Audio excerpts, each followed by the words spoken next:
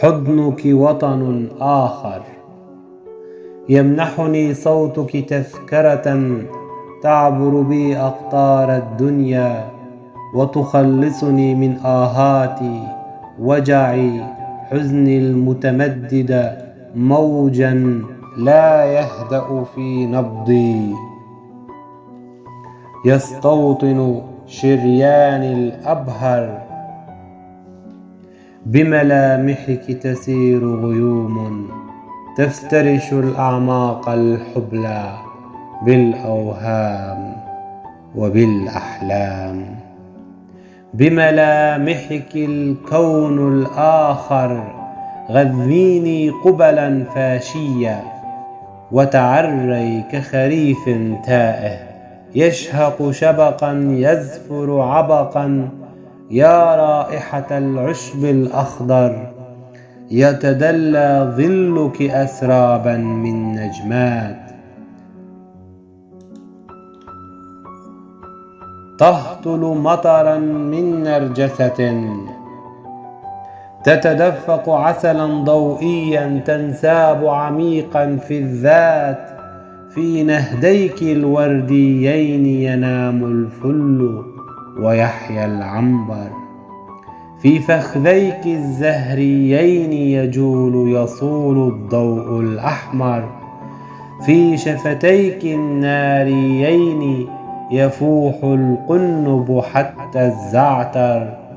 يعصرني طيفك غاليتي كعصير أناناس أصفر، يا لون الثمل بأجفاني وصراخ الدفء بكانون. اقتربي وافترشي صدري ودعيني أتنفس فيك جميع نساء الكون الأغبر.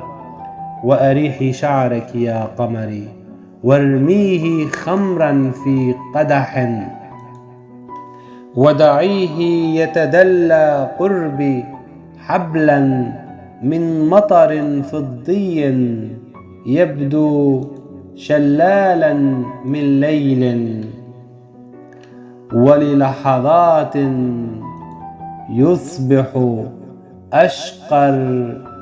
يا عسلا يهطل من جبل يكتظ بأسراب النحل، شفاهك سر مذاق السكر.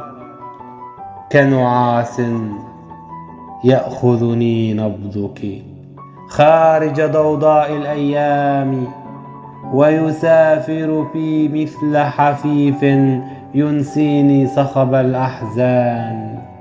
وجهك حين يضيء بدربي ويحاصر نبضات القلب، يجرفني بسيول هواك ويغني لي دون موسيقى.